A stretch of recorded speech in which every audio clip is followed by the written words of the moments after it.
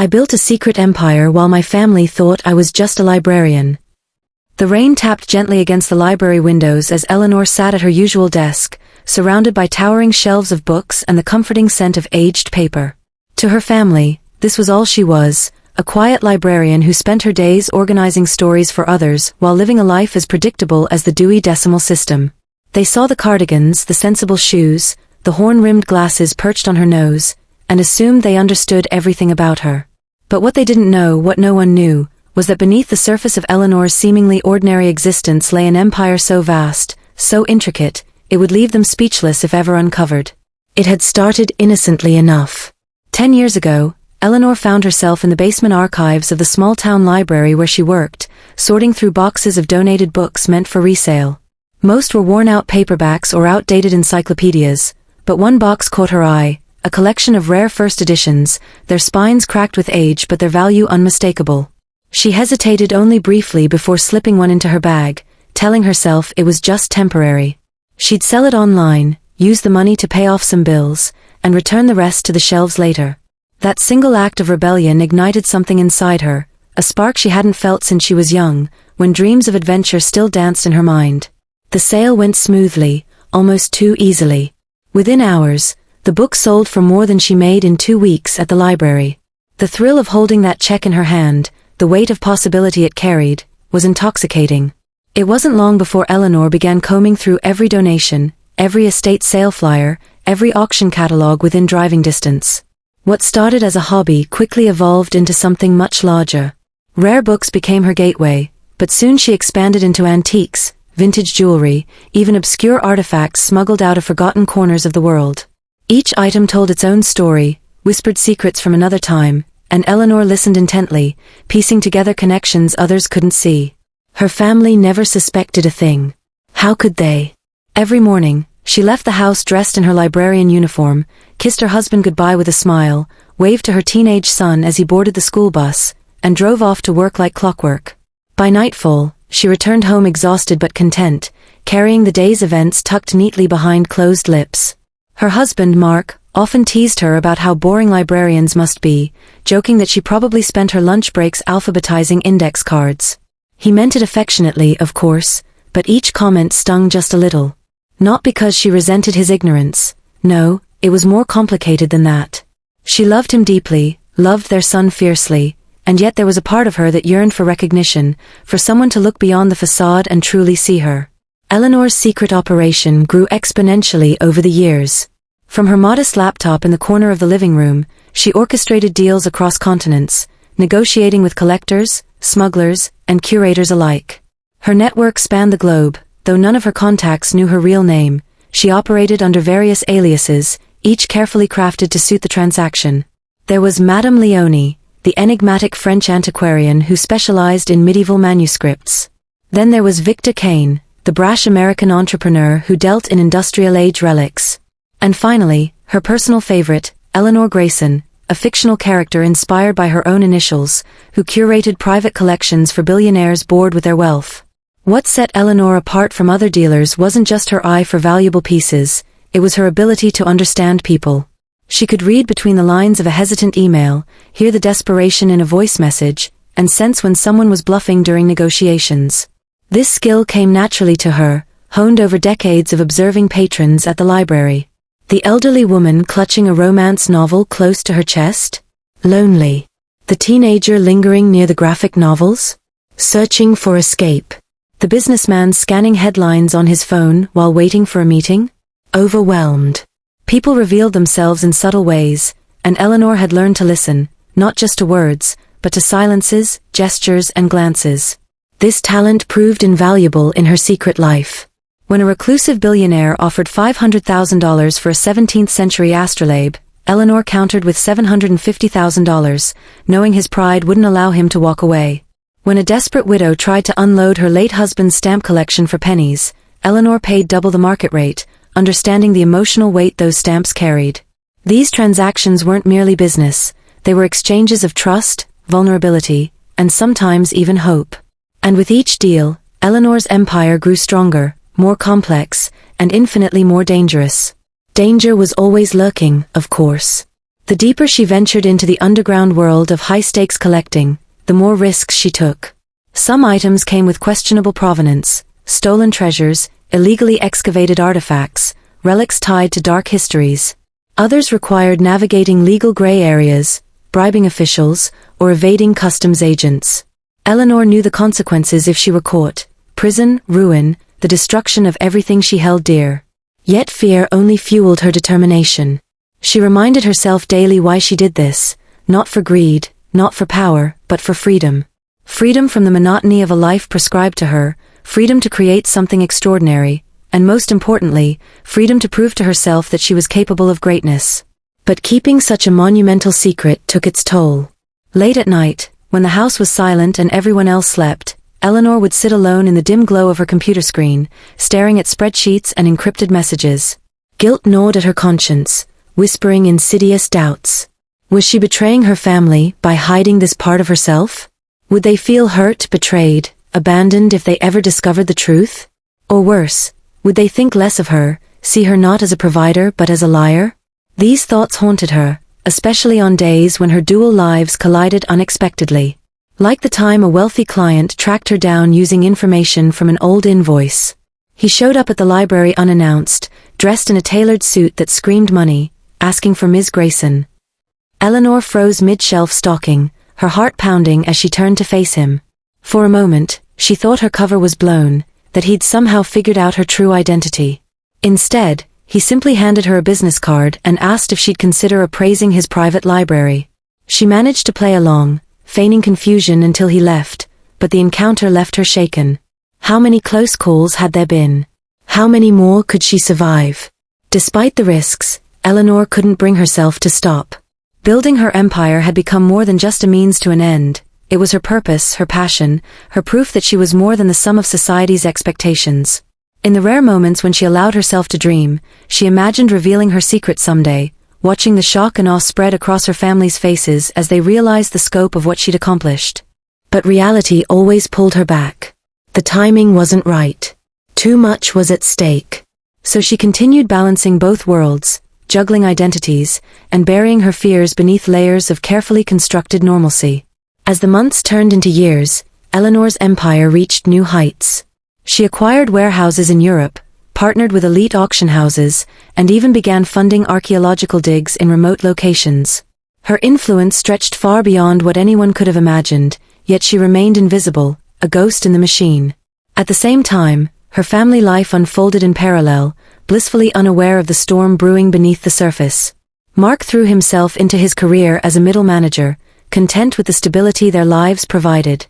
Their son Alex blossomed into a talented musician, filling the house with melodies that seemed to echo Eleanor's own hidden rhythms. Together, they formed a picture-perfect family portrait, complete with annual vacations, holiday traditions, and shared laughter around the dinner table. Yet cracks began to form, imperceptible at first but growing wider with each passing year.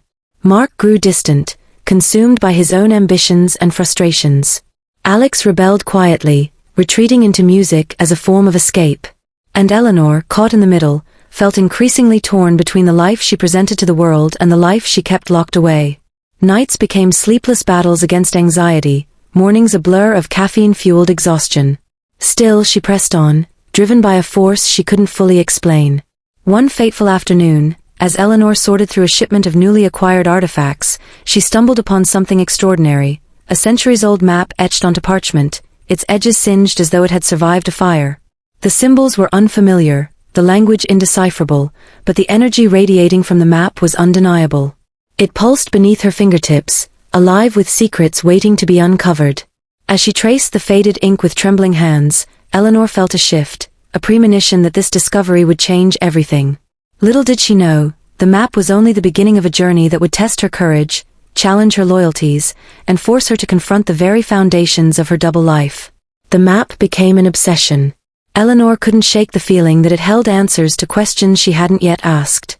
She spent her evenings hunched over it in the dim light of her home office, poring over every detail with a magnifying glass and cross-referencing its cryptic symbols against ancient texts she'd acquired over the years. Her laptop was perpetually open, tabs cluttered with images of medieval cartography, alchemical manuscripts, and obscure linguistic databases. The more she studied, the more convinced she became, this wasn't just any map, it was a key.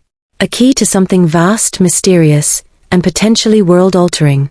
Her research led her down rabbit holes she never could have anticipated. Late one night, while deciphering a series of runes along the map's border, Eleanor discovered they matched descriptions from a 16th-century manuscript rumored to belong to a secret society known as the Order of the Hidden Light. According to legend, the Order had guarded knowledge so powerful it could reshape human understanding, knowledge hidden across continents and protected by intricate puzzles and traps. The map seemed to be part of their legacy, a guide to uncovering their secrets. But the deeper Eleanor delved, the more dangerous her pursuit became. One evening, as she worked late into the night, her phone buzzed with an unfamiliar number. Against her better judgment, she answered. A low, gravelly voice spoke on the other end, "You have something that doesn't belong to you." Before she could respond, the line went dead. Her blood ran cold. For the first time in years, fear gripped her, not for herself, but for her family. Whoever was watching knew enough to find her, and if they were willing to make contact, they wouldn't hesitate to act. The next morning, Eleanor tried to push the incident to the back of her mind. She kissed Mark goodbye as usual, packed Alex's lunch without missing a beat, and drove to the library with practiced calm. But beneath her composed exterior, her mind raced. Who had called her? What did they want? And how much did they know? By the time she reached the library, her hands were trembling so badly she nearly dropped her keys. For the rest of the day, paranoia gnawed at her. Every patron who lingered too long, every glance from a coworker, felt like scrutiny. She caught herself jumping at the sound of footsteps echoing through the stacks, imagining shadowy figures lurking just out of sight. When closing time finally arrived, she bolted out the door, locking up faster than ever before. Driving home, she checked her rearview mirror obsessively, half expecting to see headlights following her. Nothing seemed amiss, but the weight of unseen eyes pressed heavily on her shoulders.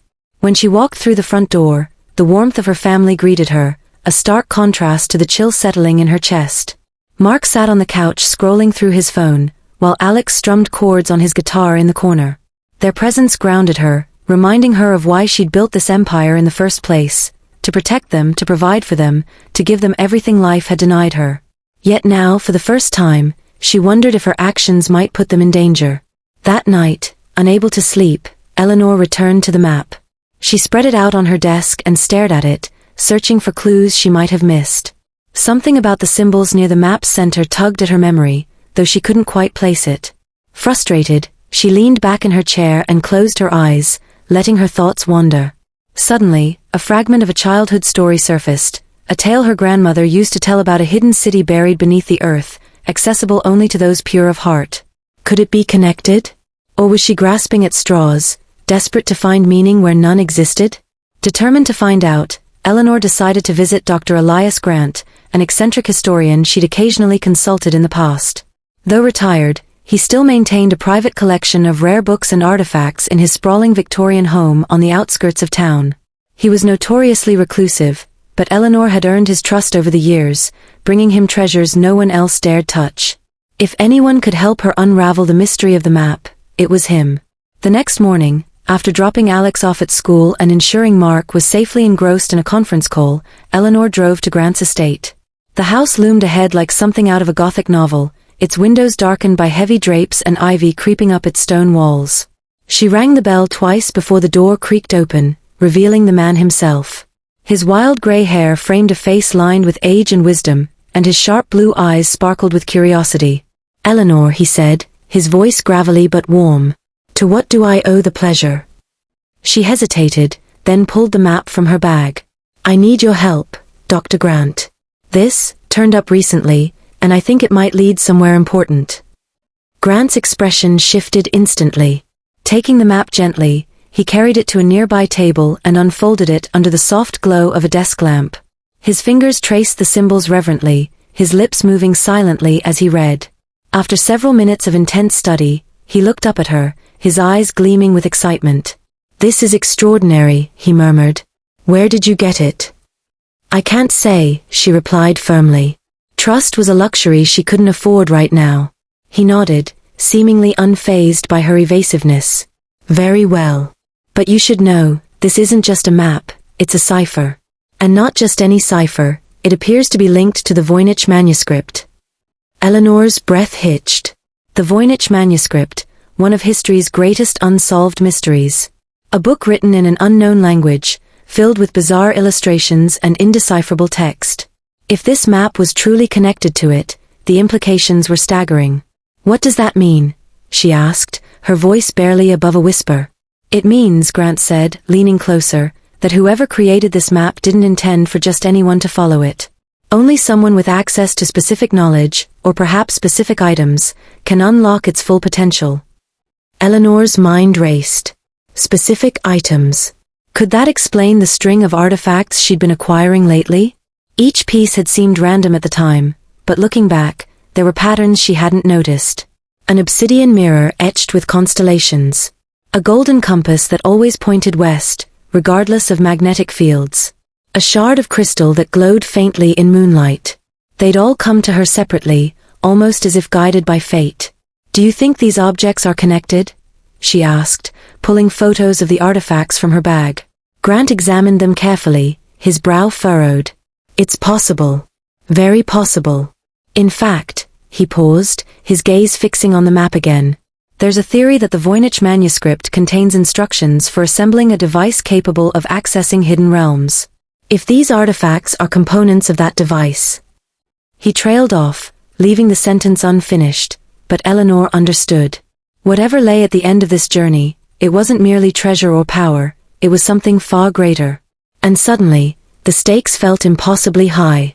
As she left Grant's house later that afternoon, Eleanor couldn't shake the sense that she was being watched. She glanced over her shoulder repeatedly as she walked to her car, scanning the empty street for signs of movement. Nothing stirred, but the unease lingered. Back home, she locked the doors and drew the curtains, double-checking every window before retreating to her office. There, she spread the map and artifact photos across her desk, trying to piece together the puzzle. Hours passed in a blur of frantic energy. She scribbled notes, sketched connections, and cross-referenced symbols until her vision blurred. Just as exhaustion began to take hold, a pattern emerged, a sequence of coordinates hidden within the map's design. Her pulse quickened as she realized what it meant.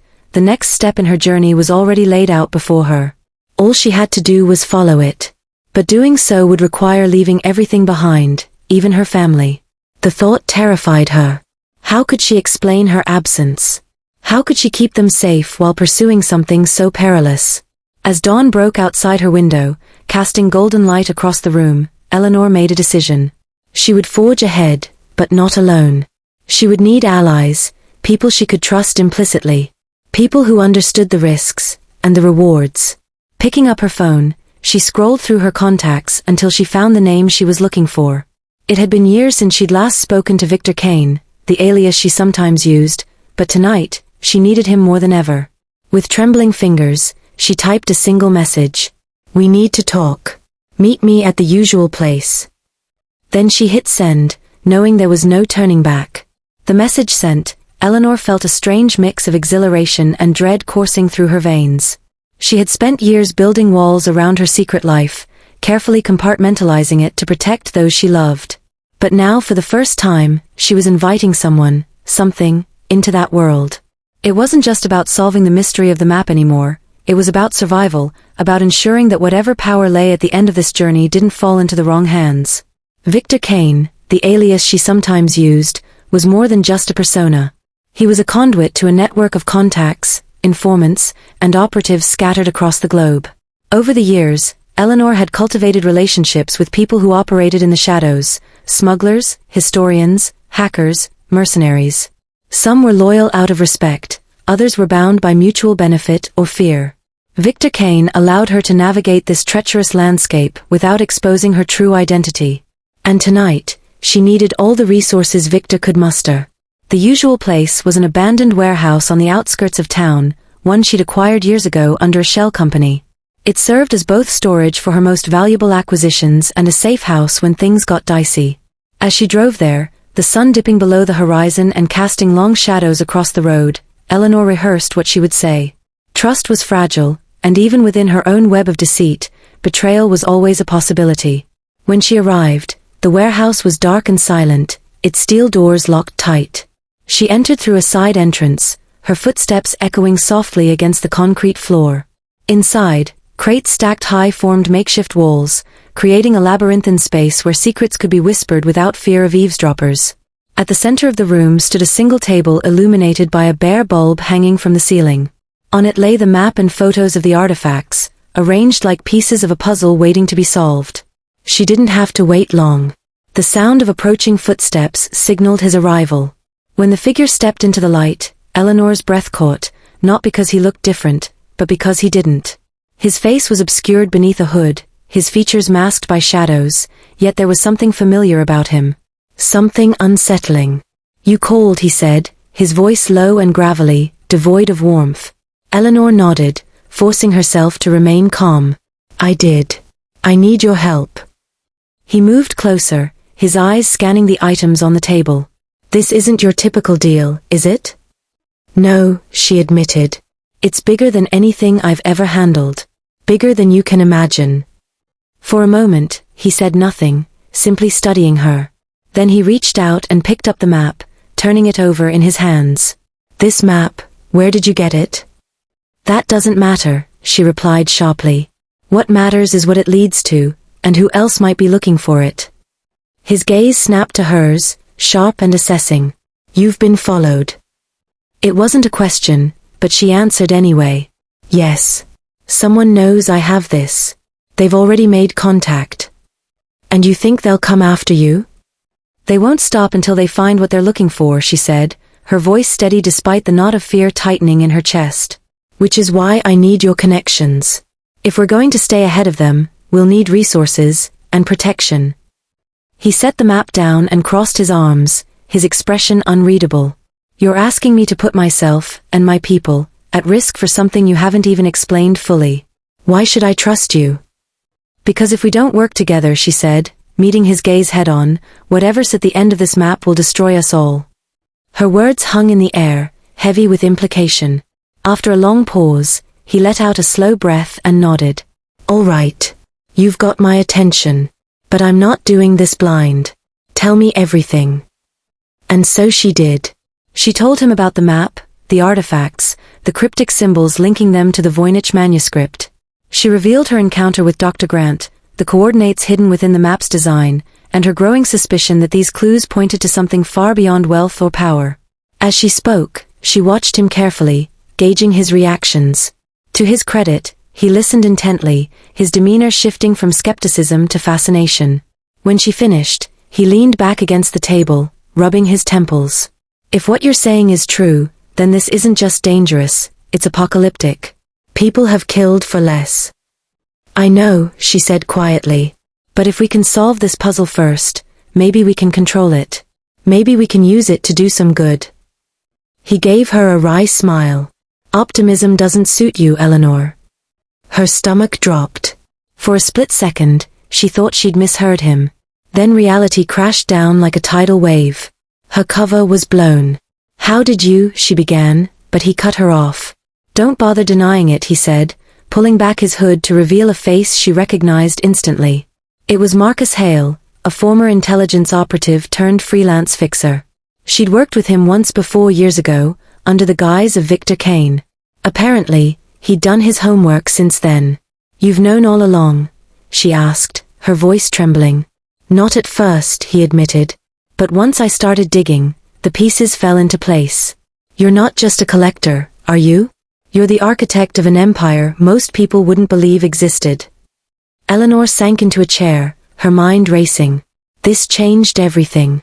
If Marcus knew her real identity, how many others did too? Had her family been in danger this whole time without her realizing it? "I didn't want any of this to touch them," she whispered, tears pricking her eyes. "My husband, my son. They're safer not knowing," Marcus said gently. "But you're right about one thing. This trail is getting hotter by the minute. Whoever's after you isn't playing games. We need to move fast." She wiped her eyes and straightened, steeling herself. "Then let's move." Over the next hour, they devised a plan. Using Marcus's network, they would track down the locations indicated by the map's coordinates, while simultaneously setting traps for whoever was pursuing them. Every step forward would require caution, every decision weighed against potential consequences. Eleanor insisted on keeping her family out of it entirely, no matter the cost. As they wrapped up their meeting, Marcus handed her a small device, a burner phone preloaded with secure channels. "Use this to reach me," he instructed. "And remember, trust no one. Not even me." She nodded, slipping the phone into her pocket. As he turned to leave, she called after him. "Marcus, thank you." He paused, glancing back. "Don't thank me yet. We're not out of the woods." With that, he disappeared into the night, leaving Eleanor alone in the dimly lit warehouse. She stared at the map spread out before her, its intricate patterns seeming to pulse with energy. Somewhere along this path lay answers, and dangers, she couldn't yet comprehend. But one thing was certain, she couldn't turn back now. The days that followed blurred together in a haze of activity. Eleanor juggled her double life with increasing difficulty, sneaking away during lunch breaks to meet with Marcus or pore over new leads. Each discovery brought her closer to understanding the map's purpose, but also deeper into peril. Anonymous threats arrived daily, cryptic messages left on her voicemail, shadowy figures lurking near her home. Yet through it all, she maintained her facade, smiling at Mark over dinner, cheering Alex at his music recital, acting as though nothing was amiss. But cracks were beginning to show. Mark noticed her distracted behavior, questioning why she seemed so tired lately. Alex commented on her frequent absences, wondering aloud if she was unhappy. Their concern only deepened her guilt, but she couldn't afford to falter. Not now. One evening, as she prepared to leave for another clandestine meeting, her phone buzzed with an urgent message from Marcus. The coordinates had led them to a remote island off the coast of Norway, accessible only by private boat. Satellite imagery revealed ruins matching descriptions from ancient texts tied to the Order of the Hidden Light. Time was running out. If they didn't act soon, their pursuers would beat them to it. Eleanor hesitated, staring at the message. This was it, the moment of truth. Beyond this point, there would be no turning back. Whatever awaited her on that island would change everything, for better or worse. Taking a deep breath, she grabbed her coat and headed for the door. As she stepped outside, the cool night air enveloped her like a shroud. For a brief moment, she allowed herself to look back at the house, at the warm glow of lights spilling from the windows. Inside, her family laughed together, oblivious to the storm brewing on the horizon. "I'm sorry," she whispered, though no one heard. Then she turned and walked away, disappearing into the darkness. Certainly. This brings us to a natural stopping point, with Eleanor stepping into the unknown, leaving behind the life she's worked so hard to protect. The stakes are higher than ever, and the journey ahead promises danger, discovery, and transformation. Stay tuned for part 2, where Eleanor ventures to the mysterious island, uncovers secrets that challenge everything she thought she knew, and faces choices that will test her courage, loyalty, and humanity. Will she find what she's searching for? And at what cost?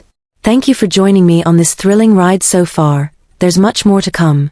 The next part will be uploaded tomorrow, so please don't forget to subscribe to my channel.